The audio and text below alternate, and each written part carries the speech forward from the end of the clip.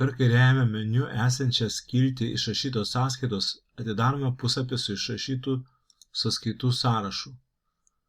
Pasirinktos sąskaitos eilutės stulpelėje veiksmai spustelėję oranžinį mygtuką atidarome šios sąskaitos redagavimo puslapį, kuriame galime anuliuoti šią sąskaitą ir iš kurio galime pereiti į kitus puslapius. Prieš anuliuodami sąskaitą spustelime mygtuką į klientų objektui suformuotų sąskaitų eilučių puslapį.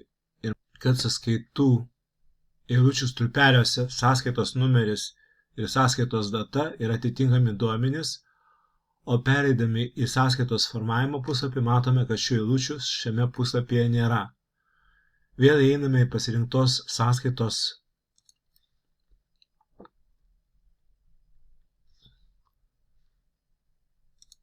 redagavimo puslapį ir paspaudžiame mygtuką anuliuoti sąskaitą.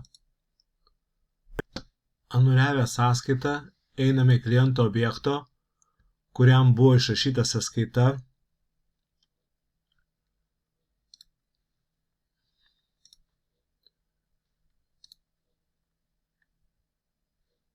sąskaitos formavimo puslapį.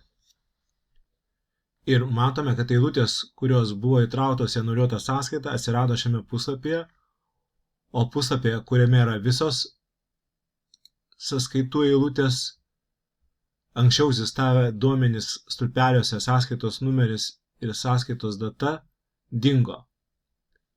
Pasirinkę atitinkamas eilutės vėl kuriame sąskaitas, šį kartą 2 skirtingiems periodams ir skirtingomis datomis bei numeriais.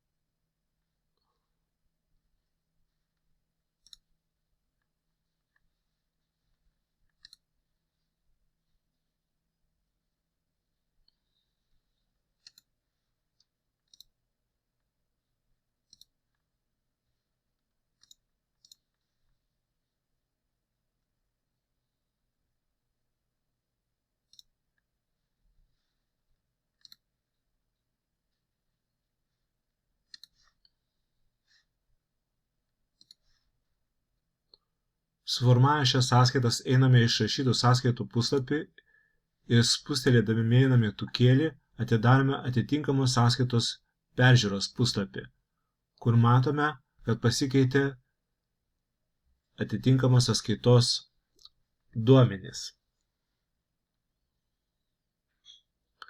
Sąskaitos peržiūros puslapyje yra mygtukas kredituoti sąskaitą, kurį paspaudus atidaroma sąskaitos kreditavimo puslapis. Laukelėje sąskaitos numeris programa įveda vienetą, jei įmonė anksčiau nebuvo sukūrusi kreditinių sąskaitų, o jei sąskaitos buvo sukurtos, tai numerį po didžiausio numerio jau panaudoto kreditiniai sąskaitai sukurti. Šiame laukelėje esančios duomenys galime redaguoti, tačiau programa patikrina, ar šis laukas nėra tuščias, ar jame įvestas sveikasis skaičius ir ar šis numeris nėra anksčiau sukurtos kreditinės sąskaitos numeris. Pagal nutylėjimą datos lauke įvedama einamoji data. Šį laukelį galime redaguoti, tačiau programa patikrina, ar šis laukelis nėra tuščias ir ar jame įvesta data. Lauke kredituojama suma be PVM. Pagal nutylėjimą yra visa kredituojama sąskaitos suma be PVM. Sumą šiame laukelime galime sumažinti, bet negalime padidinti.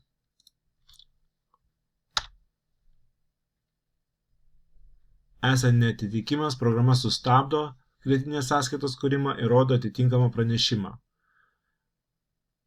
Negalima pasirinkti, ar kreditinė sąskaita kuriama kaip Excel failas atitinkama šalies vietiniu formatu, ar kaip užsienio rinkai sąskaita anglų kalba.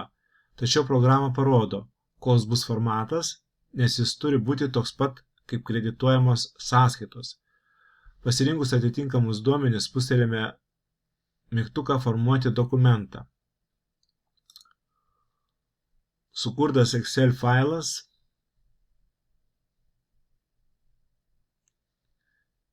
įkeliamas į kompiuterį. Atidarę puslapį per kairiajame meniu esantį skiltį išrašytos sąskaitos, matome, kad kreditinės sąskaitos duomenys